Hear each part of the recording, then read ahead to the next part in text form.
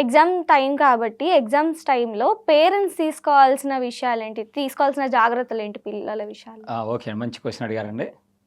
ఇక్కడ పేరెంట్స్ తీసుకోవాల్సిన మెయిన్ జాగ్రత్తలు ఏంటంటే, ఫస్ట్ థింగ్ ఆహార నియమాలు. పిల్లలకి ఆయిల్ ఫుడ్ని బ్యాన్ చేయండి. ఆయిల్ ఫుడ్ అంటే ఎగ్జాంపుల్ దోశ. పిల్లలకి ఆయిల్ ఫుడ్ అనేది ఇప్పుడు ఉంది, వేసవికాలం ఎండలు పెరిగినాయి.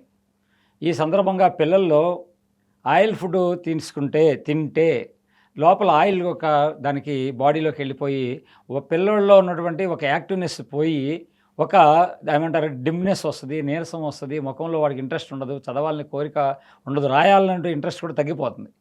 మేము ఫుడ్ దగ్గర డ్రై ఫ్రూట్స్ పెట్టండి. వాడి పిల్లడు ఏమి ఇష్టమైతే అవి డ్రై ఫ్రూట్స్ పిల్లలు పెట్టండి, హ్యాపీగా తినేయండి. రెండో పాయింట్, కంటికి మంచి నిద్ర ఇవ్వండి. పిల్లల్ని మీరు హడావడి చేసి రాత్రి 12 దాకా 1 గంట దాకా కూర్చొని మీ హడావడి మీ స్ట్రెస్ని పిల్లల మీద తోయొద్దండి. సెకండ్ థింగ్, మంచిగా 7 అవర్స్ ఆర్ 8 అవర్స్ పాటు పిల్లలకి మంచి నిద్ర పోనివ్వండి. నిద్రపోవడానికి మంచి అవకాశం కల్పించండి. మీరు ఉదయం పూట మార్నింగ్ 5కి మోస్ట్లీ 4:30కి లేపండి, 5కి రెడీ అవుతారు. 5 to 6 లేకపోతే 6:30 ఎర్లీ అవర్స్ పెద్దవాళ్ళు చెప్తారు, బ్రాహ్మీ ముహూర్తం అంటారు. అలాంటప్పుడు వాళ్ళు పిల్లలు రివైజ్ చేసుకుంటారు. రెండో పాయింట్, కొత్త విషయాలు జోలికి కొత్త చదివేటువంటి ఏ సబ్జెక్ట్ అయితే ఎగ్జామ్ జరగబోతుందో దానికి కొత్త విషయాలను చదివించకుండా పాత విషయాలనే చదివించడానికి మీరు సహాయం చేయండి. రెండండి, పేరెంట్స్ పరంగా మీరు చేయాల్సింది ఒకటి, మీ ఇంట్లో డిస్టర్బెన్స్ లేకుండా చూడండి. అంటే నేను మీ ఇంటర్నల్ మ్యాటర్లోకి రావట్లేదు, కానీ మీ ఇంట్లో భార్యాభర్తలు కానీ బయటికి వెళ్ళి చర్చించుకోండి. ఇట్లా అన్నదమ్ములు కానీ లేకపోతే ఇంట్లో ఏదైనా సరే పిల్లలు చదువుతున్నప్పుడు వాళ్ళు ఉన్నంతసేపు మీరు ప్రశాంతంగా వాళ్ళకి మంచి అట్మాస్ఫియర్ని, కూల్ అట్మాస్ఫియర్ ఇవ్వండి.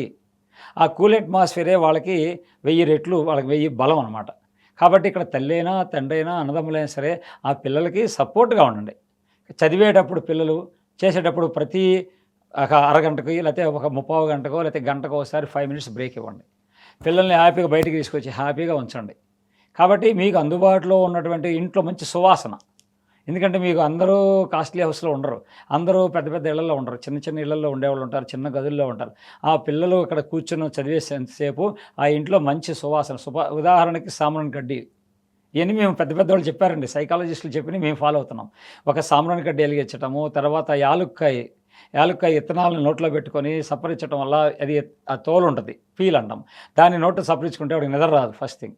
రెండో పాయింట్ వచ్చేటప్పటికి లవంగం ఉంటుందండి, చిన్న పీస్ని బుగ్గన పెట్టుకుంటే వాడికి నిద్ర రాకుండా పిల్లలు యాక్టివ్ రావడానికి అవకాశం ఉంటుంది. చదివినటువంటి ప్రతి అరగంటకైనా గంటకైనా బయటికి రిలాక్సేషన్ ఇవ్వండి, పీస్ ఆఫ్ మైండ్ ఇవ్వండి వాళ్ళకి. కాబట్టి చదివింది వాళ్ళకి ప్లానింగ్ ఉంటుంది, ఆ పిల్లలకి ప్లానింగ్ స్కూల్ వాళ్ళు అందరూ చెప్తుంటారు. కాబట్టి ఆ ప్లానింగ్ ప్రకారం వాళ్ళని చదువుకొని హ్యాపీ ఎర్లీ టు బెడ్ అండి. నా దృష్టిలో ఎర్లీ 10 పడుకోబెట్టండి పిల్లల్ని. ఎర్లీ మార్నింగ్ 5కి లేపండి మేడం, చాలు, పిల్లలు హ్యాపీగా ఉంటాయి. పొద్దున్నే మంచి బలంతో లేస్తారు. పొద్దున్నే నాకు తెలిసి ఫుడ్ వచ్చేటప్పటికే నాకు తెలిసి కొన్ని స్కూళ్ళల్లో కూడా రెసిడెన్షియల్ స్కూల్స్ కూడా ఇడ్లీ పెడతారు. ఆ ఇడ్లీ కూడా లిమిటెడ్గా పెట్టండి. ఒక ఫ్రూట్ ఇవ్వండి. పిల్లలు తినేది ఒక పండు, ఎందుకంటే ఎండాకాలం కాబట్టి వాళ్ళకి డీహైడ్రేషన్ అవుతుంది. కాబట్టి వాళ్ళకి ఆహార నియమాలు మీరు చక్కగా పాటించి ఇంట్లో అందుబాటులో ఉన్నంతవరకు పాటించండి. ఇంకోటి బాదం ఉన్నాయి, నైట్ నానబెట్టండి, సబ్జా గింజలు ఉన్నాయి, అవన్నీ పిల్లలకి మంచి శక్తిని ఇస్తాయి, మంచి ఆరోగ్యాన్ని ఇస్తాయండి. కాబట్టి పిల్లలు బాగా రాయాలంటే మీ సపోర్టు, మీరు ఈ ప్రిన్సిపల్స్ మీరు ఫాలో అవ్వండి, హ్యాపీగా పిల్లలు ఎగ్జామ్ రాస్తారు.